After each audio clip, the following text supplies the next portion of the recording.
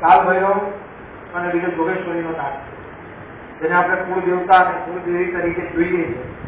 તો દરેક જણા આ બંને ટાંકને પગે લાગે, માથું નમાવે અને ભવાની માતાની પ્રાર્થના કરે કે નવરાત્રિના 9 દિવસ અને ગરબા રમ્યા છે, તમે અનુષ્ઠાન કર્યું છે, ઉપવાસ કર્યા છે, સ્તુતિ કરી છે, તો એનો તમે સ્વીકાર કરજો.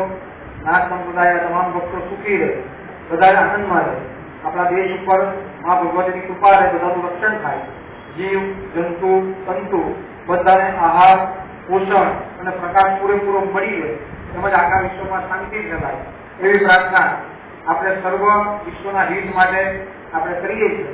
બધા પ્રાર્થના કરે, પોતાની ભૂલોની માફી. આ બંને પારંપરિક ટાંક છે અને વર્ષોથી આની પૂજા આપણે કરીએ છીએ. એ બધા ટાંકને પગે લાગે અને માફી.